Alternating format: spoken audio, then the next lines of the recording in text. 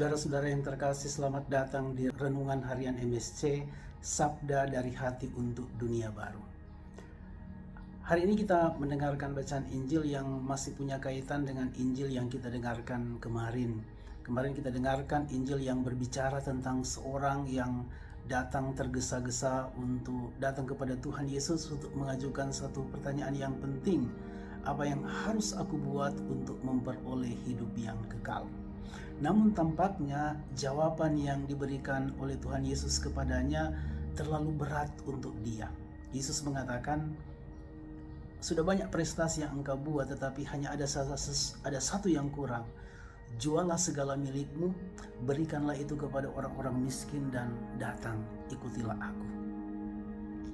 Orang itu pergi dengan sedih karena hartanya banyak. Syarat ini, tuntutan ini terlalu berat untuk dia, yaitu menyerahkan segala sesuatu yang dia miliki dan mengikuti Yesus secara total. Namun, syarat yang diajukan oleh Yesus kepada orang kaya itu bukanlah sesuatu yang sulit dan memberatkan bagi Petrus dan murid-murid yang lain. Karena persis itulah yang telah mereka buat di dalam perjalanan bersama dengan Tuhan Yesus. Mereka telah meninggalkan segala sesuatu dan mengikuti Yesus dengan totalitasnya. Jadi mungkin menyambung pertanyaan dari orang kaya tadi, Petrus pun tampil sebagai juru bicara dari murid-murid yang lain, seakan mau mengajukan pertanyaan yang sama. Nah, bagaimana dengan kami sekarang? Kami sudah meninggalkan segala sesuatu dan mengikuti Engkau. Apa yang akan kami peroleh? Apa upah dari meninggalkan segala sesuatu dan mengikuti Tuhan Yesus? Saudara-saudara yang terkasih, Yesus memberikan jawaban yang melegakan dan membesarkan hati Petrus dan murid-murid yang lain. Jawaban itu kita bisa ringkaskan demikian: barang siapa meninggalkan segala sesuatu, barang siapa mengikuti aku, ia akan menerima hidup yang kekal. Namun saudara-saudara yang terkasih, kita tentu menyadari bahwa hidup kekal yang dimaksudkan oleh Tuhan Yesus bukan sesuatu yang kita raih dengan prestasi kita sendiri, semata-mata karena prestasi kita. Hidup kekal adalah sebuah rahmat yang dianugerahkan kepada setiap orang yang mau mencarinya. Nah, saudara-saudara yang terkasih, memang para murid telah mengikuti ajaran Tuhan Yesus secara harafiah.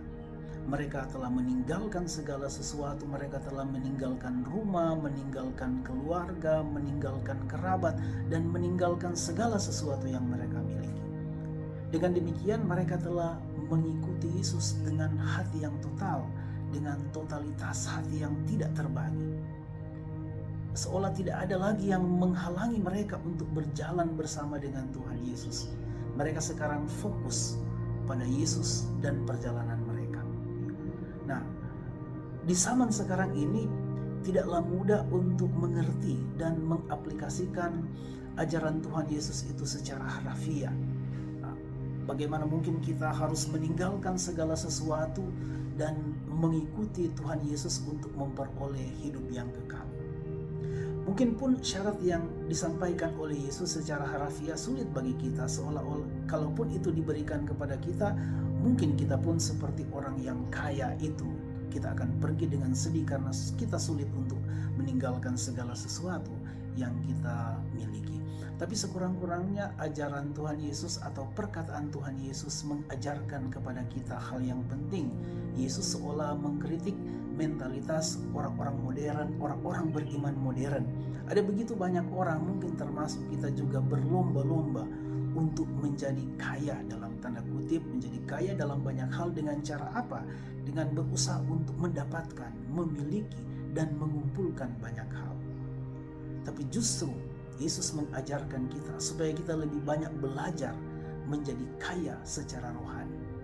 Orang yang kaya secara rohani bukanlah orang yang berusaha untuk memiliki dan mengumpulkan banyak hal, tetapi justru orang menjadi kaya secara rohani dengan memberi, melepaskan, dan meninggalkan. Dengan demikian, ada banyak ruang di dalam hidup, di dalam hati kita yang bisa diisi oleh Tuhan. Saudara-saudara yang terkasih, Yang berikut ajaran Tuhan Yesus ini mengingatkan kita semua untuk tidak jemu-jemu mencari dan menemukan apa yang esensial, apa yang terpenting di dalam hidup kita, yakni memperoleh dan mencari hidup yang kekal. Namun, jalan menuju hidup yang kekal tentu menuntut dari kita pengorbanan dan askese. Pengorbanan dan askese untuk meninggalkan segala sesuatu yang menghalangi kita untuk meraih hidup yang kekal itu. Pengorbanan dan askese untuk tidak terikat pada harta duniawi yang mungkin mengganggu fokus kita bersama dengan Tuhan Yesus. Dan mungkin ada lebih banyak lagi bentuk pengorbanan dan askese yang bisa kita sebutkan satu persatu. Bacaan pertama yang kita dengarkan menunjukkan kepada kita apa yang terpenting yang harus kita raih di dalam hidup kita. Saya mengutip secara harafiah, hendaklah kalian menjadi kudus di dalam hidupmu, sama seperti Dia yang telah memanggil kalian adalah kudus. Ada banyak orang-orang kudus di dalam hidup gereja yang memilih untuk meninggalkan segala sesuatu dan mengikuti Yesus sebagai jalan kekudusan. Kudus bukan berarti sempurna, tidak ada salah dan tidak ada celah. Kudus berarti menjadikan hidup kita milik kita. Aku adalah milik Tuhan. Menjadikan hidup kita adalah milik Tuhan. Menjadi kudus hanya mungkin kalau kita berani untuk berkorban. Berkorban untuk meninggalkan segala sesuatu yang menghalangi kita untuk menjadi kudus, menjadi milik Tuhan. Namun, saudara-saudara yang terkasih, jalan kekudusan sekali lagi bukan prestasi kita. Jalan kekudusan, mengutip bacaan pertama, hanya diraih oleh orang-orang yang menaruh harapan sepenuhnya pada kasih dan belas kasihan Tuhan. Tuhan Yesus memberkati.